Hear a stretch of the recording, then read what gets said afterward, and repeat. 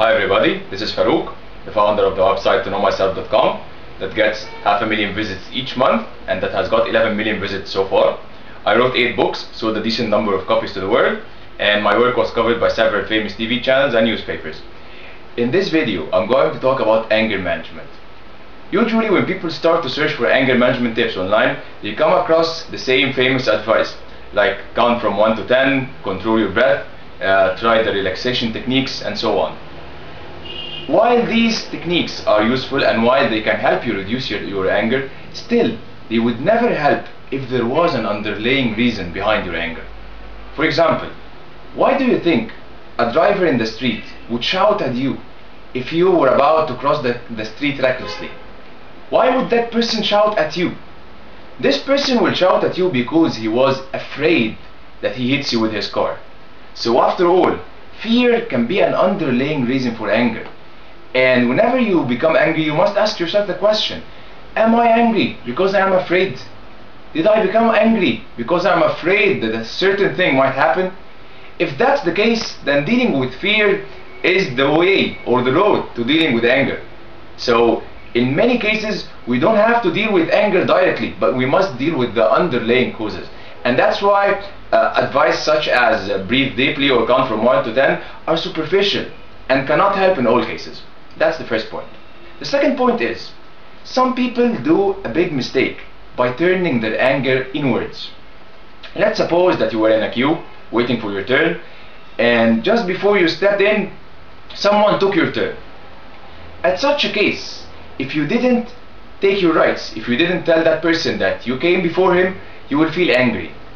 At this situation, if you didn't tell that person that thing, you will end up feeling angry.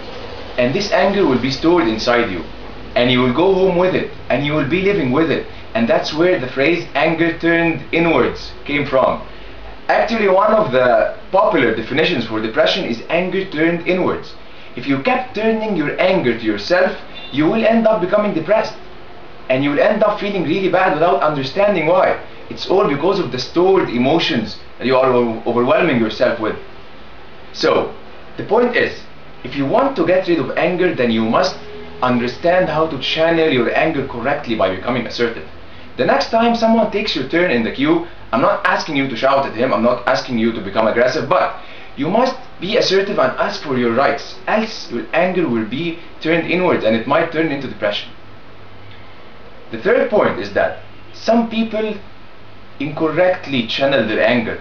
They shout at the innocent people or the incorrect people. For example, suppose that your boss shouted at you at work and you didn't do anything. Of course you can't do anything about that. Some people go home and then shout at their kids when they do the slightest mistake. Some people shout at their friends whenever they meet them if they did a very small mistake. The key to anger management, or one of the keys of anger management, is not shouting at the wrong person, but you must learn how to ask for your rights in a proper way while talking to the right person or while directing your anger to the right person. Some people believe that anger management is all about suppressing your anger and never becoming angry, and that's completely wrong.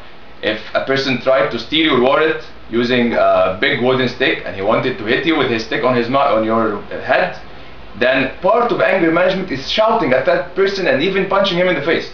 So anger management is not about counting from 1 to 10 in all situations, because if you did that in all situations, you will end up with stored emotions and suppressed emotions that will leak somehow, and you'll be feeling bad and sad and sometimes depressed. The fourth point that I want to talk about is forgiveness. Forgiveness, yes, it's a solution to the anger problem, and you can get over anger by forgiving the person, but some people get forgiveness incorrectly. For example, if the world wrestling champion punched you in your face, you can't fool yourself by telling yourself that you are going to forgive him, simply because forgiveness will only work if you can't take your right back. And your subconscious mind is very intelligent, and you can hardly fooling it into believing into something that's not correct. So if you told yourself that I'll forgive that world wrestling champion, your subconscious mind will understand that you are fooling yourself and forgiveness will never happen, and you will end up feeling angry and guilty. So the final points I'm going to say about anger is some few tips that can help you get over your anger quickly. If you became angry and you were sitting, stand up. And if you were standing up, sit down. Changing your position will help lower your anger. The other thing is that you can always wash your face if you can. If there is water beside you, then go and wash your face. This will reduce your anger. The final tip I want to say about anger is that if you were feeling angry for a few days, for example, if something major happened that made you feel really angry for 4 or 5 days, then you must go and exercise. Go and exercise, go and run, do any kind of vigorous exercise. This will release certain hormones in your body and you will feel less angry, and this stored anger will be released.